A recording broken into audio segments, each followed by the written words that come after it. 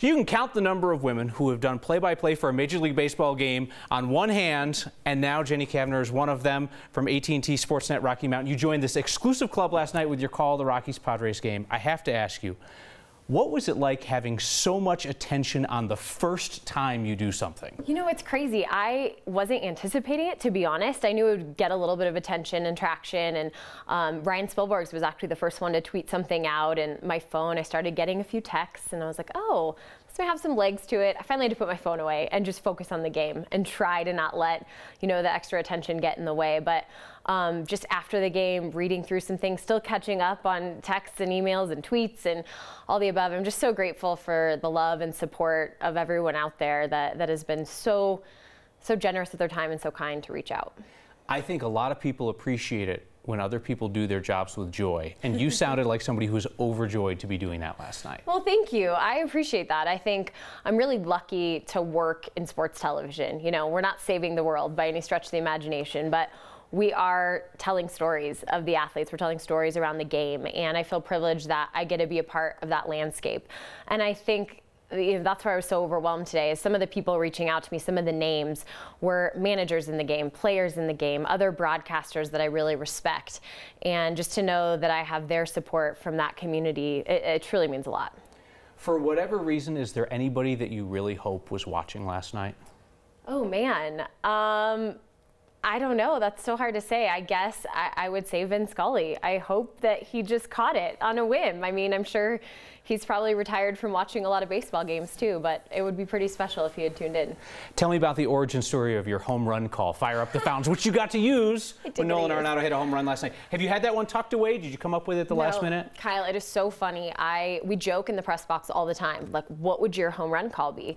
I can never come up with one that sticks. And on Sunday, Charlie Blackmon hit a home run, and I tweeted something revolving around the fountains, and I started playing with it, and Corey Sullivan said, I need you to practice with me. I don't want you to be embarrassed when you go do it for real. So I practiced, and we started kind of, you know, spitballing some other ideas around it, and Fire Up the Fountains came out of it. I like it. I like it. I hope you keep it.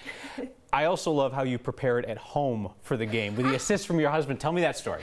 Oh my gracious. I found out Sunday I was doing the game. So I'd done a game at spring training and we knew this was a possibility coming up, but my husband said, well, do you want me to put on MLB The Show? I'll play the Padres and the Rockies and we'll turn down the sound and you can call it. So I did. I called my husband's video game. Is that embarrassing? No, that's sad? Awesome. No, that is absolutely awesome. Okay, so you had to know though, this is going to bring the trolls out on social media.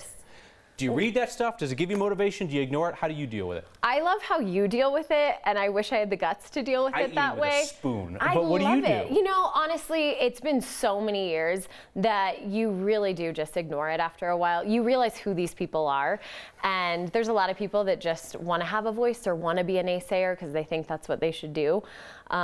So that's fine. Everyone's entitled to their opinion, and we put ourselves out there every day. That's what we do in television, and if people want to sit behind a keyboard and have an opinion about it, I'd love to see them put themselves out there. There's also, though, the totally fair criticism that both of us get. Sure. And I was reading some of that last night. People say, well, you know, I kind of prefer the guy who's been doing it for a few decades. Yeah. And I'm thinking, yeah, a lot of people prefer Del Arcao, but like, we're up here doing our best, you know what I mean?